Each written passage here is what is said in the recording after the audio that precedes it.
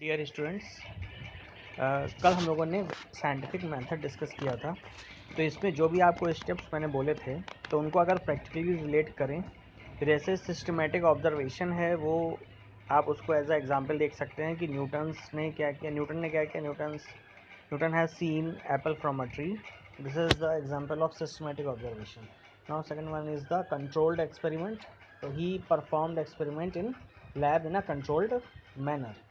Third one is qualitative and quantitative reasoning. Here he find on what factors force dependent on. Okay, it is valid and invalid data. Now the next one is mathematical modeling. On basis of that experiment, on data he collected, he ultimately uh, given a form of a mathematical formula, that is f is equal to g m1 m2 upon r square. Now finally verification and falsification of theories. Now he has given a formula f is equal to g m1 m2 upon r square. Then the other scientist will, if they find it correct, then they will verify it, otherwise they will prove it falsified or prove that this theory is not working. Okay, तो इस तरीके आप लोग ये सब connect कर सकते हैं चीज़ों को. Now we will talk about scope of physics. Okay, मतलब हम लोग जो फिजिक्स हम लोग पढ़ रहे हैं उसका स्कोप कहाँ तक है. तो देखिए, there are three domains of interest. Are the first one is macroscopic, second one is mesoscopic, and third one is microscopic. Okay, so macroscopic is, macro means what? Big. Macro means big. Big means the objects that have size greater than 10 to the power minus 6 meter. Okay, and macroscopic domains include phenomena at the terrestrial and astronomical scales. Terrestrial means the things around us. Okay, the things around us, whatever the visible things around you, that is all in the category of terrestrial. ठीक है, whatever you think, whatever you see near you, around you, that are all the part of terrestrial. Okay, and astronomical scales. Astronomical means planets, stars. जैसे stars को आप देख सकते हो. इसके अलावा आप जो भी आप चीज़ें आप सामने कुछ भी देख रहे हो, वो किसका पार्ट हो? मैक्रोस्कोपिक का पार्ट. जैसे आप table, chair, fan, fridge, AC, whatever you are seeing near you, that are all the part of the macroscopic domain. Okay, second one is microscopic. Macro means very small. So macroscopic domain includes molecular, atomic and nuclear phenomena. Okay, ऐसे याद रखिए. सबसे पहले क्या है, कोई object है वो मॉलिक्यूल से मिलकर बना होगा. मॉलिक्यूल किससे मिलकर बने? एटम से. एटम किससे मिलकर बने? न्यूक्लियस. एटम में क्या होगा? न्यूक्लियस होगा. ठीक है, तो इस तरीके आप याद रख सकते हैं इसको.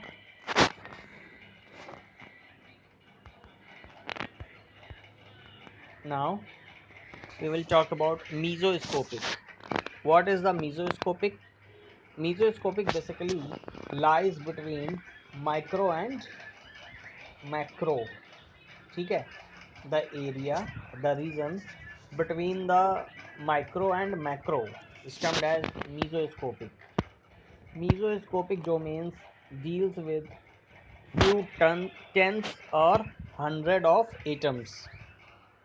Okay, it is an exciting field of research. Okay, आप जनरल समझ लीजिए. जनरल इसको आप समझ सकते हैं कि जैसे कि मीजोस्कोपिक है, तो मैंने आपको बोला है कि ये क्या है, in between the micro and micro. Okay, तो देखिए, जैसे matter, whatever you see around you, that is matter. Matter is a part of microscopic level. और मैटर किससे बना होता है? मॉलिक्यूल से। मॉलिक्यूल किससे बने? एटम से। एटम किससे बने होते हैं? न्यूक्लियस से। ठीक है, ये सब किसके पार्ट हो गए? ये सब पार्ट हो गए आपके माइक्रो के। ये सब आपके किसके पार्ट हो गए? माइक्रो के। ठीक है,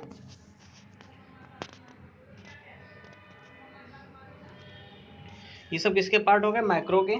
ठीक है, तो क्या है जो एरिया आपका आपको लाई कर रहा है यहाँ पे मैक्रो और माइक्रो के बीच में, ये रीजन, मतलब मैटर से मॉलिक्यूल्स तक का जो एरिया है वो सारा का सारा किसका पार्ट हो गया? मीजो का। क्लियर? समझ में आ गई? मतलब एक तो micro means very small level, means at a molecular level, molecular atomic और nucleus level, that is micro level. And macro level is whatever the things around us that are all have micro.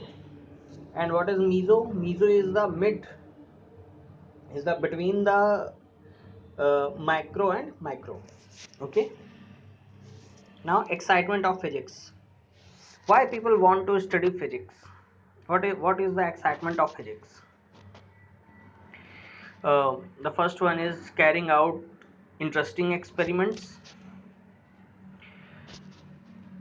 Number two is discovering secrets of nature. Third one is applying laws of physics for practical purposes. Okay, देखिए physics में क्या excitement of physics क्या है? पहली चीज़ तो हम कुछ interesting experiment कर सकते हैं।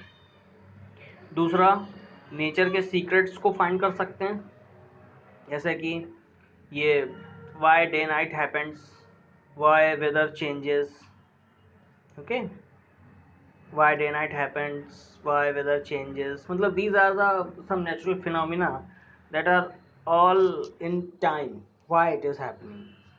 okay, तो ये सब क्या है? ये सब जो सीक्रेट्स ऑफ नेचर हैं वो हम लोग कैसे फाइंड कर सकते हैं? With the help of physics. And the last one is applying laws of physics for practical purposes.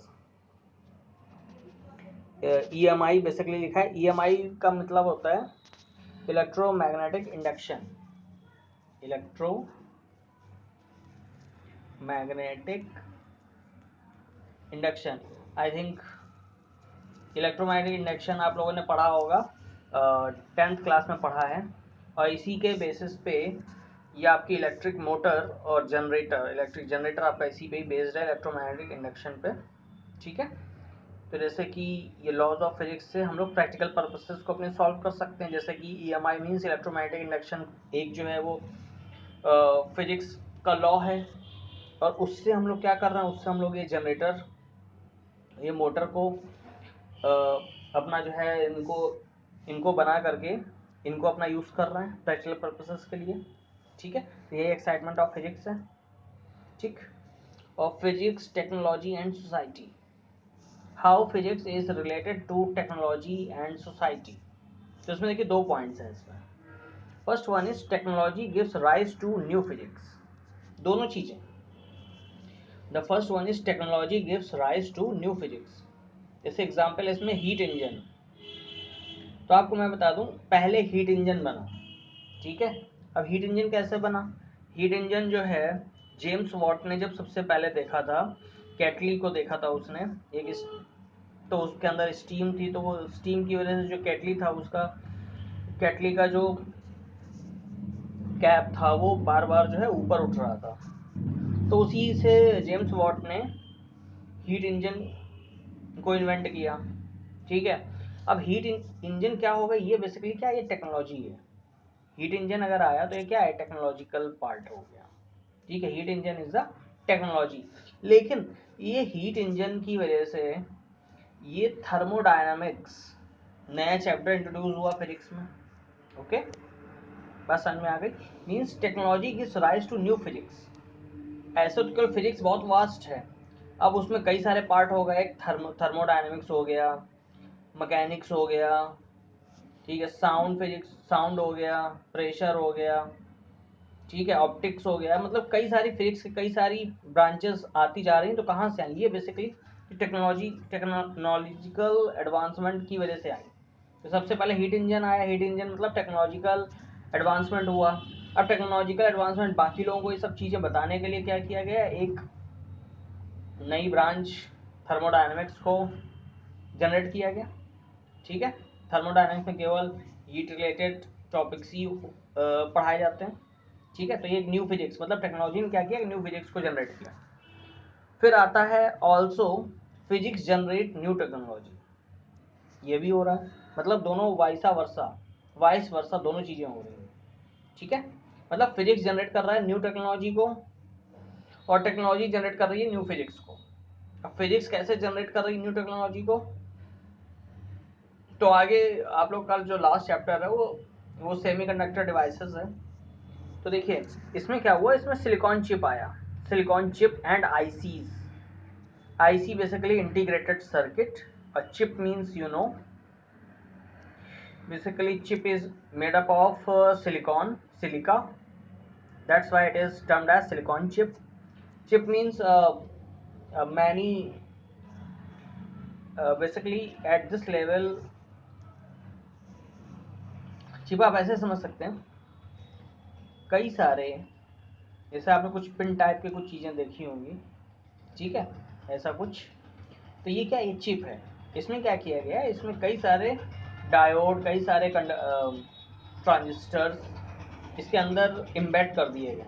तो यही आपका क्या हो गया, ये चिप है। जैसे चिप का एग्जांपल, जैसे आप कंप्यूटर के टर्म्स में सुनते होंगे पेंटियम 4, ठीक है, या प्रोसेसर जैसे पेंटियम 4, ठीक है, या प्रोसेसर जैसे ऑक्टा कोर 4.2 गीगाहर्ट्ज प्रोसेसर। ठीक है, तो ये बेसिकली चिप है। ये क्या है, ये चिप है। जो सारे कंप्यूटर को चला रहा है वो कौन चला रहा है, प्रोसेसर चला रहा है, प्रोसेसर मतलब चिप।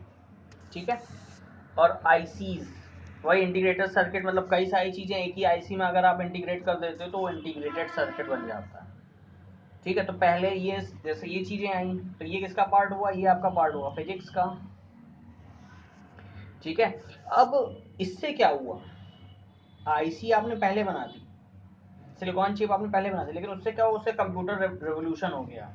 मीन्स कंप्यूटर आ गया, स्मार्टफोन आ गया। ठीक है, कई सारी चीज़ें आ गई। तो ये क्या हुआ, इसने टेक्नोलॉजी को राइज किया। ठीक है, इससे क्या हुआ, उससे न्यू टेक्नोलॉजी इमर्ज हो गई। ठीक, मीन्स फिजिक्स क्या कर रही है, फिजिक्स न्यू टेक्नोलॉजी को इमर्ज कर रही है। मीन्स पहले आपने फिजिक्स का जैसे कोई एक सिलिकॉन चिप आपने इन्वेंट किया, तो सिलिकॉन चिप से फिर आपने क्या किया, कंप्यूटर रेवोल्यूशन हो गया, उससे कंप्यूटर की स्पीड बढ़ गई, बहुत सारी चीज़ें आ गई, कंप्यूटर में बहुत सारी चीज़ें ऐड होने लग गई। ठीक, तो मतलब इसमें इसीलिए जो एरो बना हुआ है वो बोथ साइड है। तो फिजिक्स क्या है, फिजिक्स बेसिकली टेक्नोलॉजी को ला रही है, और टेक्नोलॉजी क्या कर रही है, वो फिजिक्स को ला रही है। बात समझिएगा, फिजिक्स टेक्नोलॉजी को ला रही है और टेक्नोलॉजी फिजिक्स को ला रही है। ठीक है, अब टेक्नोलॉजी सोसाइटी से कैसे रिलेटेड है। ठीक है, तो देखो टेक्नोलॉजी सोसाइटी से ऐसे रिलेटेड, जैसे कि मान लीजिए टेलीफोन है, तो ये भी फिजिक्स का ही है सब कुछ, ग्राहम बेल ने इन्वेंट किया था। तो इसके अलावा जो मेडिकल लाइंस है, मेडिकल लाइंस में भी कई सारी चीज़ें, सब की सब जितने भी आप इक्विपमेंट्स देखते हैं, जैसे कि आपका हार्ट रेट चेक करते हैं, ब्लड प्रेशर चेक करते हैं, आपका जो ऑपरेशंस होते हैं, इंडोस्कोपी है जिसमें आप जो पेशेंट होता है उसके शरीर के अंदर का पूरा उसको जो है ऑब्जर्व करते हैं कि उसमें कहाँ पे क्या प्रॉब्लम है, एक्सरेज हैं, सीटी स्कैन है। ठीक है, ये सब मतलब मेडिकल के पार्ट हो गए। ठीक है, तो ये टेक्नोलॉजी जो है ये सोसाइटी को भी जो है अफेक्ट कर रही है। मतलब फिजिक्स क्या है, फिजिक्स आपकी टेक्नोलॉजी से रिलेटेड है और सोसाइटी से रिलेटेड है। ठीक है, मतलब हर जगह। पहली चीज देखिए, फिजिक्स मतलब बहुत जगह, एक तो टेक्नोलॉजी आपको समझ में आ गई, दूसरा सोसाइटी को क्या कर रही है, सोसाइटी को कंफर्ट दे रही है, जैसे कि एक तो मेडिकल फील्ड हो गया, दूसरा आप मान सकते हैं ट्रांसपोर्टेशन, जो रेल, ट्रक, एरोप्लेन, कार है, बाइक है, ये सब का सब क्या है, ये सब फिजिक्स ही से तो आ रहा है। इसमें सारे प्रिंसिपल फिजिक्स के ही तो लग रहे हैं, ठीक है। और जो कुछ भी whatever you are seeing that are all are physics, ठीक है। तो ये सोसाइटी को भी अफेक्ट कर रहा है, सोसाइटी का जो लाइफ स्टाइल वो कंफर्टेबल कर रहा है, ठीक है। अब अदरवाइज जैसे इलेक्ट्रिसिटी है, सब कुछ फिजिक्स है, ठीक है।